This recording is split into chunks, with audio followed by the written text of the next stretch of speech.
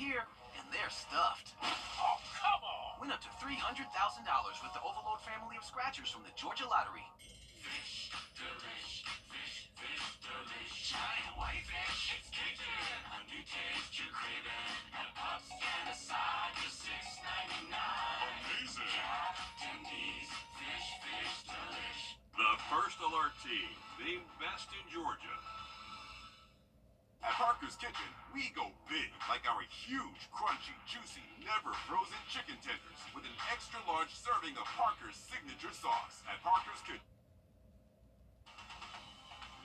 Live from Augusta, you're watching News 1226 this morning.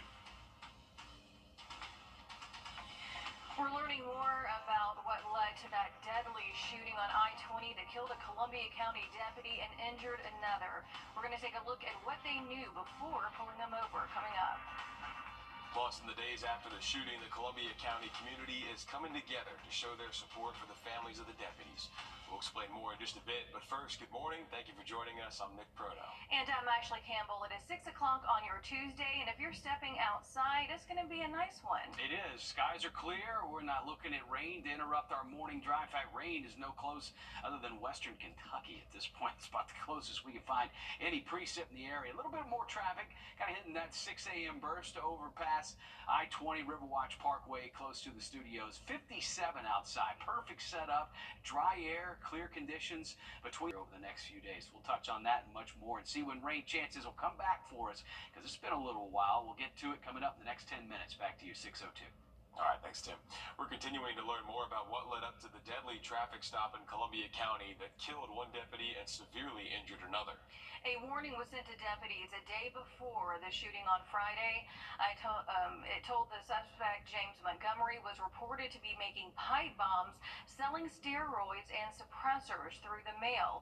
Deputies were also told that he is always armed with an automatic rifle and pistols and is diagnosed as bipolar and a paranoid schizophrenic who was not taking his medications. Deputies were told not to approach Montgomery alone.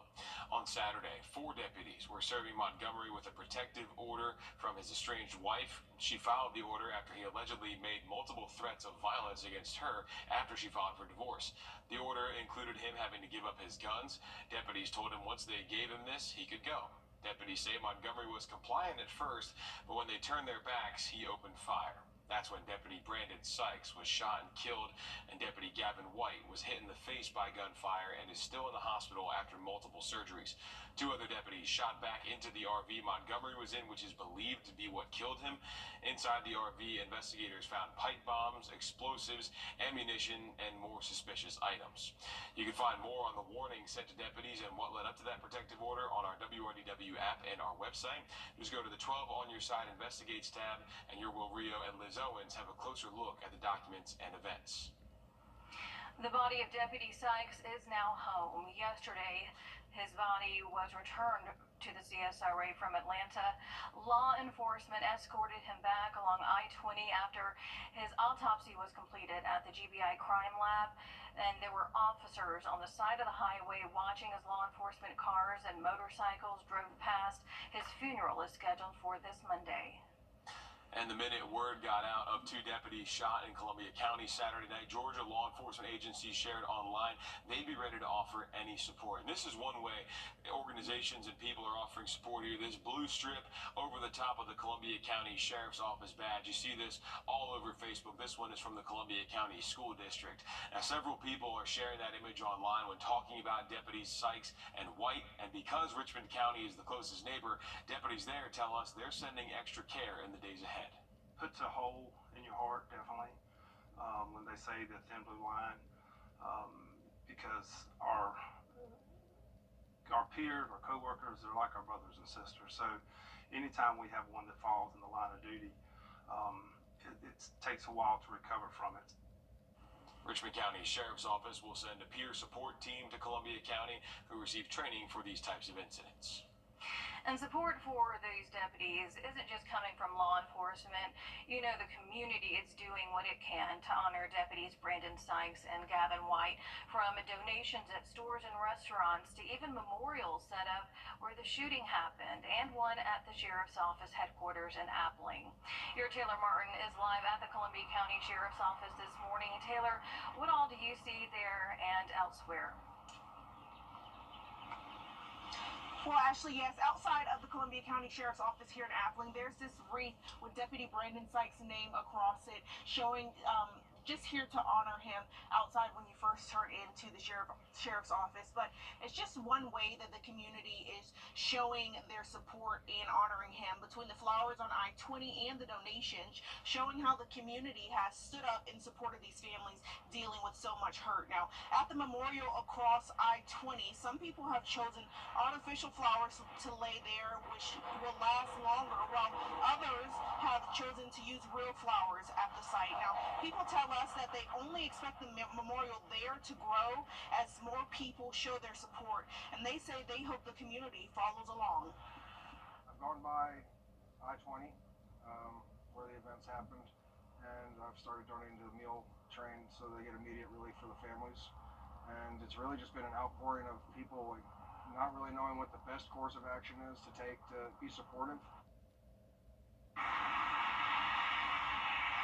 Again, so much of an outpouring from the community for Deputy Gavin White as he recovers, and for Deputy Brandon Sykes' family, and for the Columbia County Sheriff's Office. Again, that wreath is outside of the Columbia County Sheriff's Office, and if you're looking for that memorial, it's going to be ahead of exit 194 on I-20 westbound toward Bel Air Road.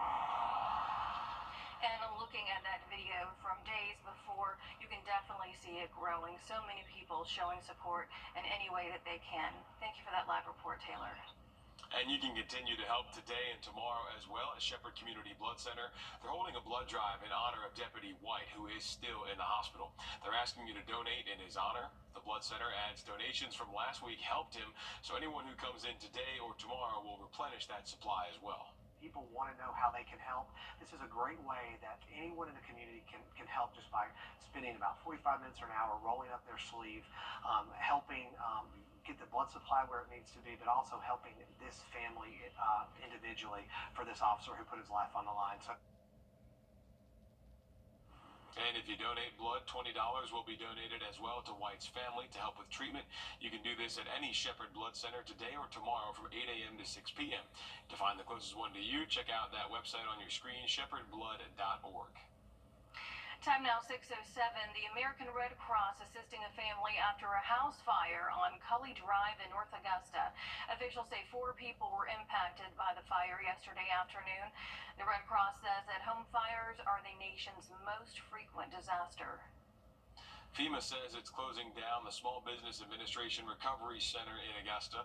The center at McDuffie Woods Community Center on Old McDuffie Road will close at 6 o'clock on May 9th. If you need help with applications or other services, you can contact the Customer Service Center. You can find a link to that on WRDW.com or on our app. To health news now, as a new study finds that measles cases are on the rise across the country. In 2000, the disease was considered eradicated, but last year 285 cases were reported. This year, we're already at 900 cases. Doctors say that a drop in immunization rates is to blame. It's scary. Let me tell you something. Measles is untreatable. It's a virus. There is no treatment other than supportive care, but it's preventable. The vaccine is extremely safe, extremely effective. He says to reach herd immunity, at least 95% of the population needs to be vaccinated, but in Georgia that number is 88%. With the disease being gone for so long, there's many doctors out there having to learn how to treat the virus for the first time.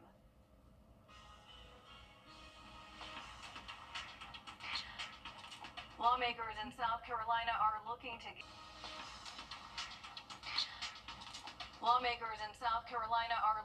give themselves a pay raise. We'll look at what that would include coming up. Got a perfect morning set up here, the morning drive. Talking about 50s and 60s with a warmer outlook coming our way through the middle of the week, and kind of dive into some rain chances that may have to wait for a little while. That's all coming up next. And as we head to break, giving you a live look here at Grovetown at I-20 at 6:09. At Cerner Proof Painter, extraordinary painting experience. Some moments are too perfect for words. A love so true. A night so magical. At Windsor Jewelers, we help you find the ring that tells your love story. A ring as timeless as your forever. Because when the moment is right, only the perfect ring will do. Windsor Jewelers, where forever begins.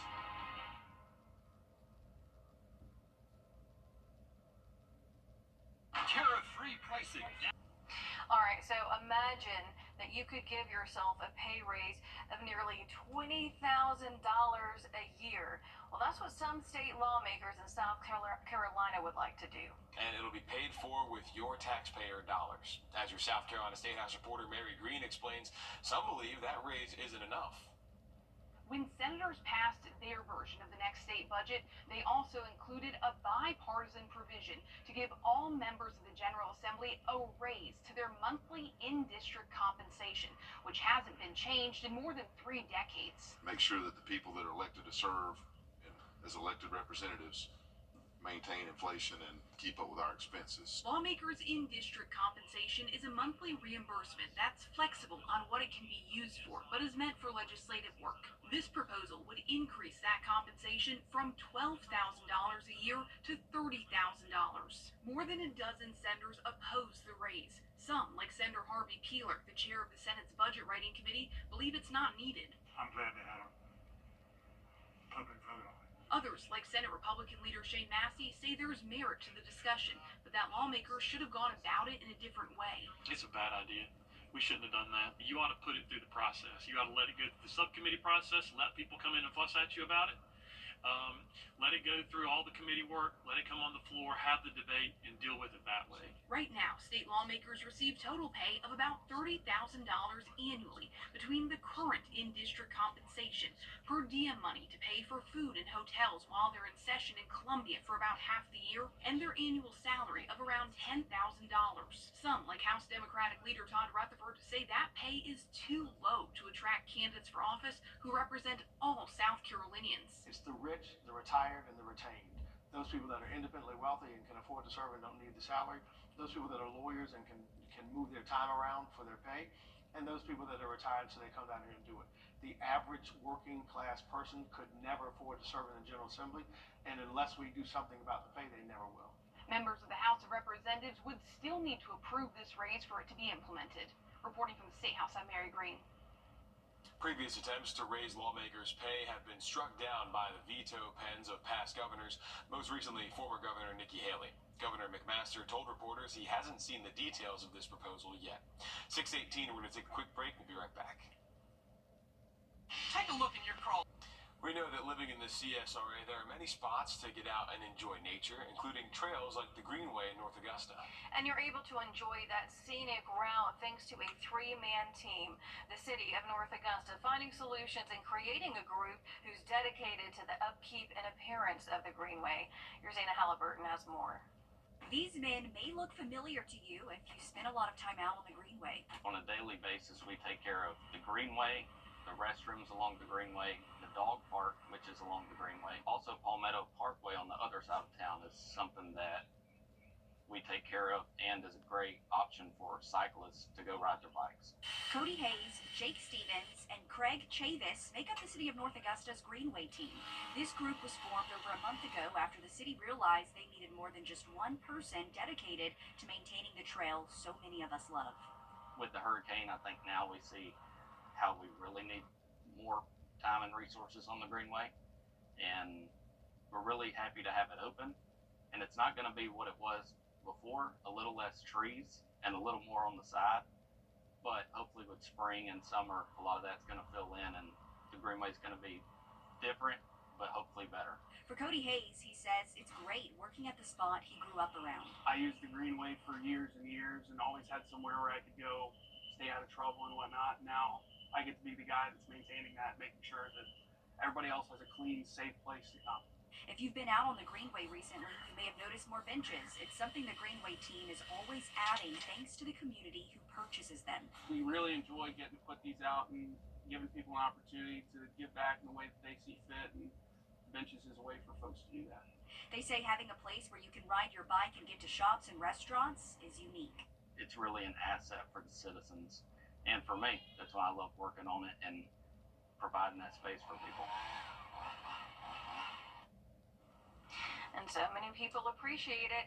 And the men say that the community can help them as well. And it's really simple, something as easy as throwing your trash away along the Greenway.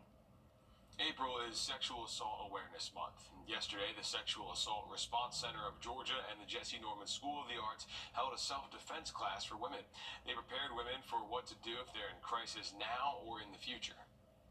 Maybe the draw was, living alone. Maybe it's that they're college students. Maybe there's a variety of reasons why they might. But I think it's important to give these opportunities, whether it's one person or 30 people, to be able to have an opportunity to recognize this and learn these skills. You can find resources from SARC if you're in a situation facing sexual assault. You can find those on our WRDW app and on our website. Limestone University held a transfer fair as many students are rushing to figure out their next step as the school year ends. The university is on the brink of closing, and if it does, 1,700 students, many of them athletes, are going to have to find a new school. It really did feel like a home from the very beginning I stepped on it, and it really is heartbreaking that I have to find somewhere else to go and find another home. Students were able to meet with dozens of other schools, with some accepting students on the spot and matching their current tuition. The Limestone University is facing a financial crisis, being $30 million in debt. They need $6 million to stay open, and if not, this semester will be the school's last. Orangeburg County officials are still searching for solutions to an odor reaching. Isaac, we'll talk more about getting up and feeling summer-like toward the end of the week coming up in just a little bit, approaching 6:32. All right, thanks, Tim. We're continuing to learn more about what led up to the deadly traffic stop in Columbia County that killed one deputy and severely injured another. A warning was sent to deputies a day before the shooting on Friday. It told them that the suspect, James Montgomery, was reported to be making pipe bombs, selling steroids and suppressors through the mail. Deputies were also told that he's always armed with an automatic rifle and pistols and is diagnosed as bipolar, a paranoid schizophrenic who was not taking his medications. Deputies were told not to approach Montgomery alone. On Saturday, 4 deputies were serving Montgomery with a protective order from his estranged wife. She filed for the order after he allegedly made multiple threats of violence against her after she filed for divorce. The order included him having to give up his guns. Deputies told him once they gave him the order, he could go. Deputies say Montgomery was compliant at first, but when they turned their backs, he opened fire. That's when Deputy Brandon Sykes was shot and killed. Deputy Gavin White was hit in the face by gunfire and is still in the hospital after multiple surgeries. 2 other deputies shot back into the RV Montgomery was in, which is believed to be what killed him. Inside the RV, investigators found pipe bombs, explosives, ammunition, and more suspicious items. You can find more on the warning sent to deputies and what led up to the protective order on our WRDW app and our website. Just click on the 12 on Your Side Investigates tab, and you can find where your Will Rio and Liz Owens take a closer look at the documents and events. The body of Deputy Sykes is now home. Yesterday, his body was returned to the CSRA from Atlanta. Law enforcement escorted him back along I-20. Officers on the side of the highway watching as law enforcement cars and motorcycles drove past. His funeral is scheduled for this Monday. And when the Columbia County Sheriff's Office announced the details of that shooting Saturday night, Georgia law enforcement agencies immediately pledged their support. One way they're showing support is with these black bands across the Sheriff's Office of Columbia County, badges there. These are coming from all over the place. This one is from the Columbia County School District. You scroll up a little bit more here. This is from just a person in town, the Columbia County, Arkansas. This is posting one as well. That's actually from a year ago. So that's not from this instance, but that is something you see regularly when these types of incidents happen. Now, Richmond County, they are feeling the loss just as Columbia County is too. It's tough, for sure. It takes time to heal. And never get back as a whole as an agency.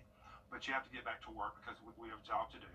But we need to make sure that we remember those that we lose in the line of duty as heroes. The Richmond County Sheriff's Office says they'll be offering Columbia County any assistance they need. They'll also send a peer support team to them, and those teams receive training for these types of incidents. The Columbia County community coming together in more ways than one, from memorials to donations, social media posts like Nick just showed us. They're showing their support any way that they can. Your Taylor Martin is at a memorial at the Columbia County Sheriff's Office this morning. And Taylor, how else is the community honoring the deputies?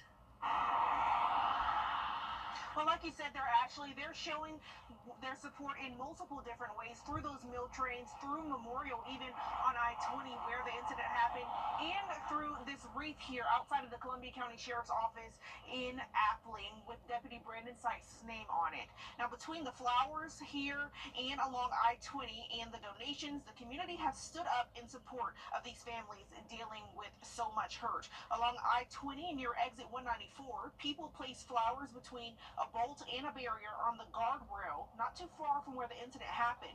Some people say they hope it inspires others to give as well. Love and tolerance. I mean, people watch what we do in hard times, right? And it's the example we set in those times that people really mimic, especially the younger generation. And there's so much violence nowadays that's going on, and the only way that really gets combated is by people not willing to let it win. Now again, that wreath is here at the Columbia County Sheriff's Office in Appling for Deputy Brandon Sykes, and people are showing their support also on I-20 near exit 194 Malaire Road, where there are flowers for both the deputies and their families. Yeah, it's amazing to see just how much that memorial has grown since that tragedy along I-20. Thank you for sharing how everyone is showing support. I know the Columbia County Sheriff's Office definitely appreciates that, Taylor. Another way that you can help is by donating blood. The Shepherd Blood Center is holding a blood drive for Deputy White today and tomorrow at all locations. You can give blood to help replenish the supply after they provided blood that helped save White's life. They say that there's going to be extra staff to make sure that you're quickly helped. Deputy White is a Shepherd blood donor. He has donated several times with Shepherd. And I'm sure when he donated blood, he never thought he was going to be on the receiving end of it. And that's like a lot of us. We never know when the situation is going to change for us. So while we're healthy and able, we need to be able and donate blood, just like Deputy White has donated blood with Shepherd in the past. If you donate blood, $20 will be donated to White's family to help with treatment. You can donate again today or tomorrow from 8 a.m. to 6 p.m. And to find the closest one to you, you can check that website that is right there on your screen, shepherdblood.org. 6:37 now. A man wanted for multiple charges, including child molestation out of Florida, was arrested in Wilkes County last Thursday. 69-year-old William Allgood was arrested for 3 counts of child molestation, production of child pornography, possession of pornography, and use of two-way communication device. Investigators say he is in jail waiting extradition. All right, if you're a parent of a Columbia County student, you want to listen up because you have a chance to weigh in on the Columbia County School District's budget. There's going to be a budget presentation and public input meeting this morning. It's going to be at 8 a.m. If you can't make that meeting, there's going to be a second one on May 6th before the school board considers a tentative approval of the budget. This will be live streamed on the district's website, and you can go to the Board of Education in person. We do want to remind you of some road closures going on in Columbia County. On Gateway Boulevard, the lane closure will last from 9 a.m. to 3 p.m. each day until Friday, May 30th. On Fury's Ferry Road, the closure will be at the intersections of Hardy McManus Road and 3J Road. Lanes will be closed from 9:30 a.m. to 2 p.m. with the closure ending today. And on Hardy McManus Road, the closure is at the intersection with Sam Basson Drive from 9:30 to 2:30. This will continue until Friday. And crews are asking when you're driving through any of these areas to go ahead and slow down, pay attention to the crews out there, obey those warning signs, using caution. They say to expect little delays and try to use a different route if you can. President Donald Trump